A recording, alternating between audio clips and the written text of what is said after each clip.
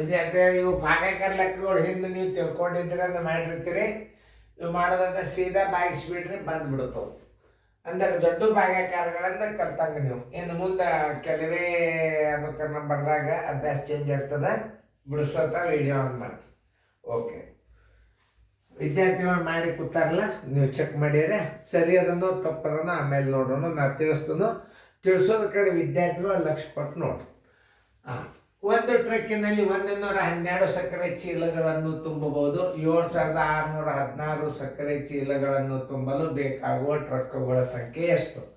ಏನಿಲ್ಲ, 76 ಸರಳ ಲಿಖತ್ತು ನೋಡಿ. ಇದು ಲೆಕ್ಕಗಳು 7616ಕ್ಕೆ ನೀವು 112 ಬಾಯಿಸ್ಬಿಡ್ರಿ. ನೋಡ್ರಿ, 11 6 66, 11 7 77 ದೊಡ್ಡದಾಗ್ತದೆ. 6 ಮಗ್ಗಿ ಬರ್ಕೋರಿ. ನೋಡ್ರಿ, 12 6 72, 6 1 6, 7 ಅಂದ್ರೆ 12 7 84 ಆಗ್ತದೆ. ದೊಡ್ಡದಾಗ್ತದಿಲ್ಲ 6 ಸರ್ 672.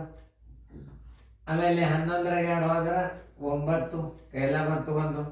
16 8 ಹೋದ್ರೆ 8, ಕೈಲ ಬಂತು 1, 0. ಈಗ ನೀವು 6 ತಗೊಳ್ರಿ. 11 8 ನೋಡ್ರಿ, 8ರ ಬಗ್ಗೆ 12 8 96, 8 1 8, 896. ನೋಡ್ರಿ ಎಷ್ಟು ಕರೆಕ್ಟ್ ಭಾಗೋತ್ ನೋಡ್ರಿ. 896 ಎಷ್ಟು ಸರಳವನ್ನು ನೋಡ್ರಿ. ನೀವು ಮೊದಲೇಟು ಬಿರಿ ಅನ್ನಿಸ್ತಿದ್ದು ಗಣಿತ, ಈಗ ಎಷ್ಟು ಸರಳ ಅದು ನೋಡ್ರಿ. ಟ್ರಕ್ಕುಗಳ ಸಂಖ್ಯೆ ಬರೋಬ್ಬರಿ 86, 68 ಟ್ರಕ್ಕುಗಳು. 68 ಟ್ರಕ್ಕುಗಳು.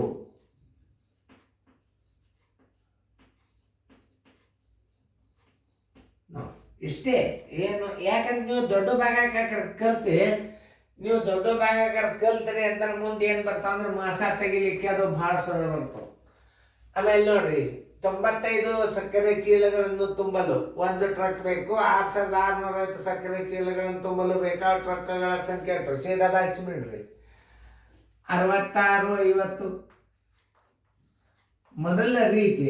ಆಮೇಲೆ ಫಾಸ್ಟ್ ಮೆಥಡ್ ಇದು 95. ನೋಡ್ರಿ, 9 6 ಮಾಡಿ ನೋಡ್ರಿ. 9 6 54, 66 9 6 9 7 63, 9 7 63 ಹತ್ತದ. ಮೊದಲು ನೋಡೋನು. 6 7 7 5 35, 7 5 35 3, 7 9 63, 1 3 66, 665. ನೋಡ್ರಿ ಎಷ್ಟು ಕರೆಕ್ಟ್ವಾಗಿ ಹೋಯ್ತು. 7 665, 0 0 0. ಈ 0 1 ತಗೋರಿ, ಮ್ಯಾಲೆ ಕೊಡ್ರಿ. ಆನ್ಸರ್ 70 ಟ್ರಕ್ಕುಗಳು.